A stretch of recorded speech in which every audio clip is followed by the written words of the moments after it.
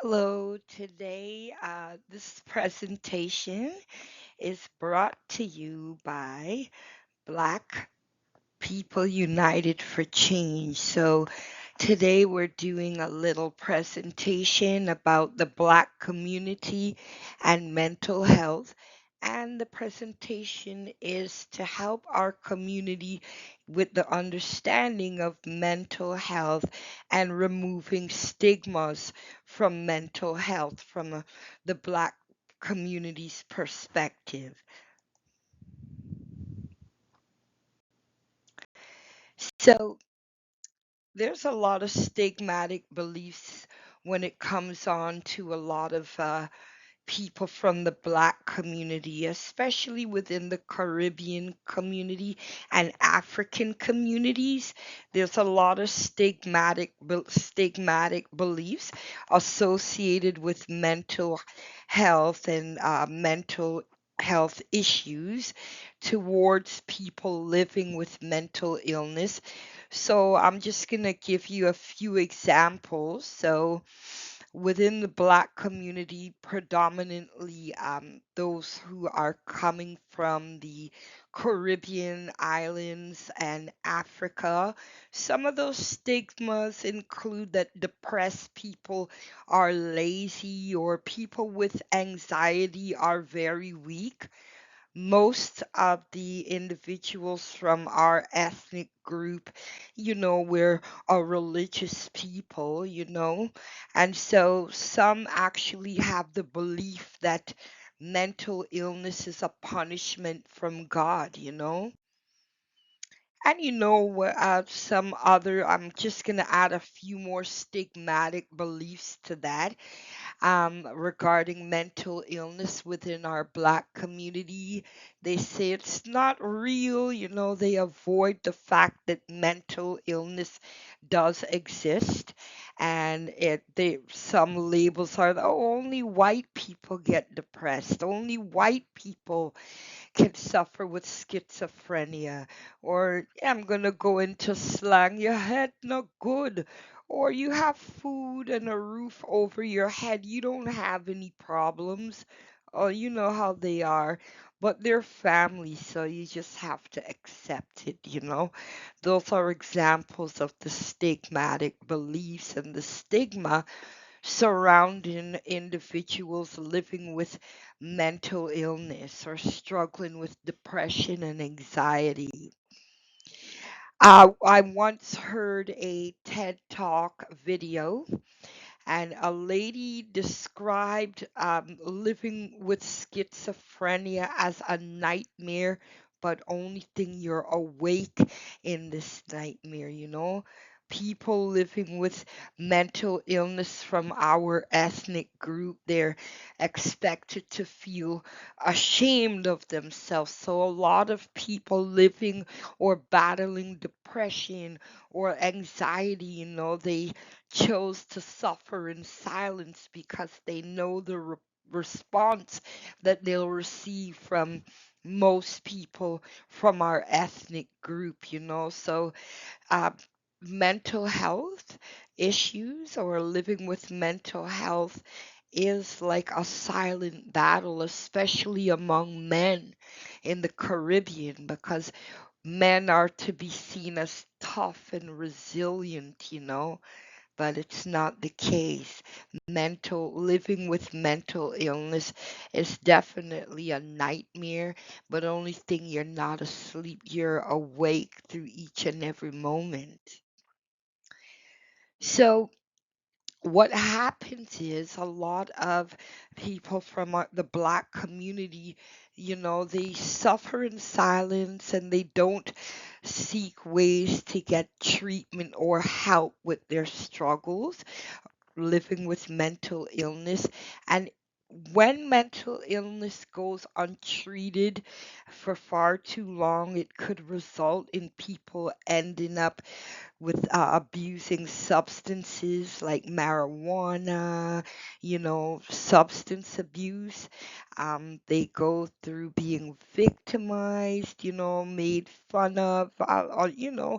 In Jamaica, they say, I'm mad, smarty that.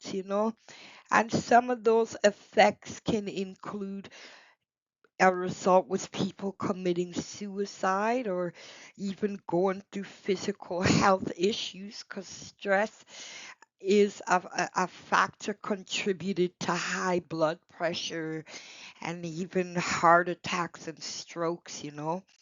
Not only that, not treating illness within the families, it causes a lot of domestic violence and child abuse, you know, and there's no one to turn to for a lot of people that are living in a family where mental illness is prevalent, you know.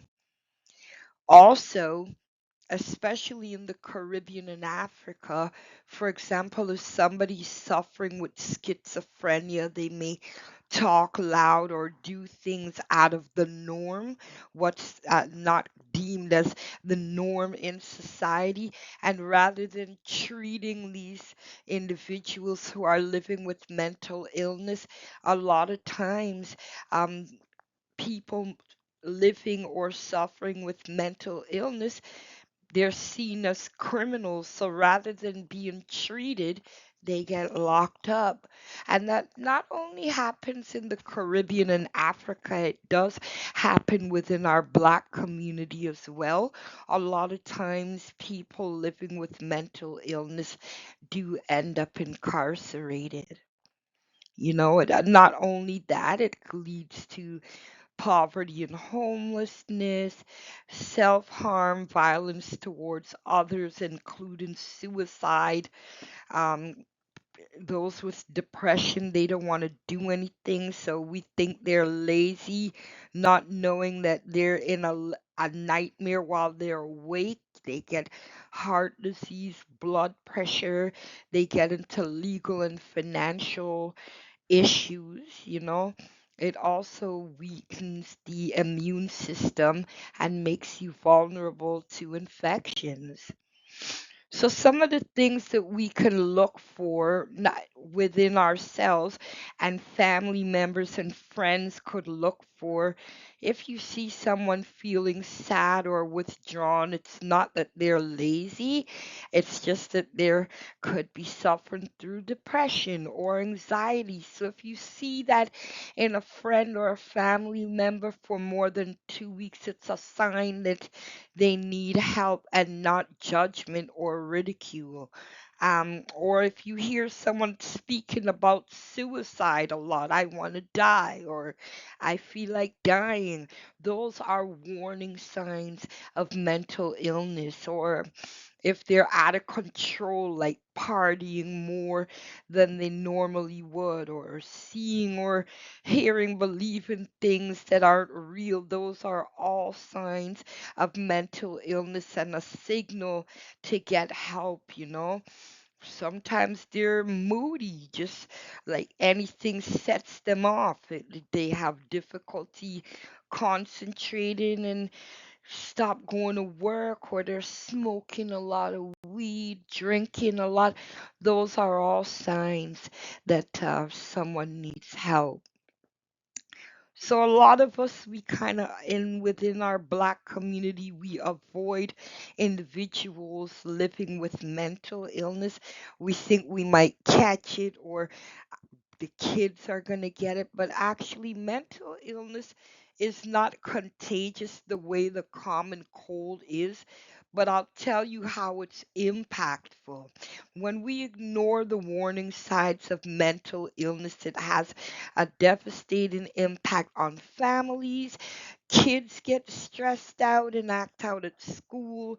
There's an increase in domestic violence, murder, suicide rates. We've seen a lot of that happening in Jamaica, where a violent partner will commit familial homicide and take their own lives after. So while it's not contagious, ignoring it can result in devastating outcomes. So I want to let you know that there are services in Toronto, Ontario that provide treatment within the community. They help people to seek medical care, help people with medication management, psychiatric assistance, you know, even have a personal nurse, substance abuse treatment, case management, just peer support, you know what I mean? Um, Services provided by Assertive Community Treatment. The acronym is ACT, so they help people with budgeting, come with them to court and help them, you know what I mean? So there's a lot of help out there for individuals living with mental illness. And also outside of the ACT treatment services. There's the Gerstein Crisis Center, and you could call the Gerstein Crisis Center at any time, 24 hours a day.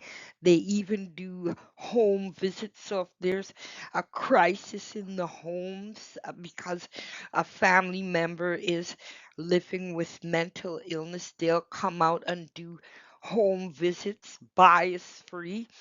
They even offer respite service. So let's say it could be not even the person living with mental illness, but they just need a break. They can contact the Gerstein Center, and they always offer a few days of respite where you can sleep there and get a break. So they're easily found. You could call 211 or 416-929-5200.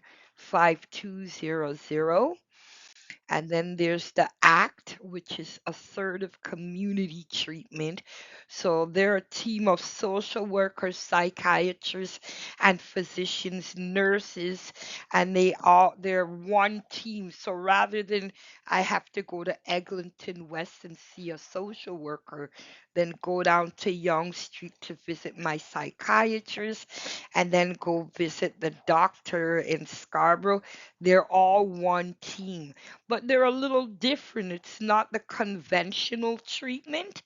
They will come meet you in the home. You could meet with your case workers and physicians, like, for example, at Tim Hortons at home or the library.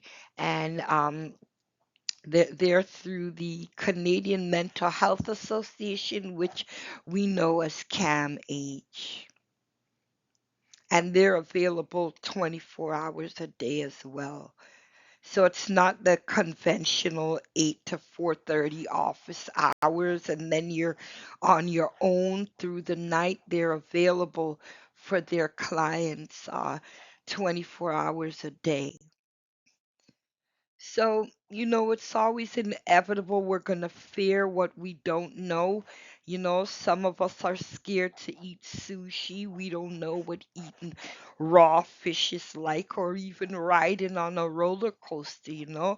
It's not the things that we do not know that create danger. It's actually what we imagine that we know.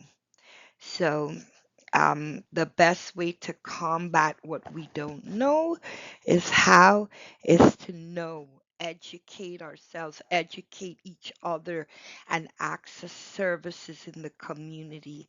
I know that, there's a lot of mythical beliefs that come from generations before us and how we perceive mental illness, but it is not contagious and it's something that cannot be ignored.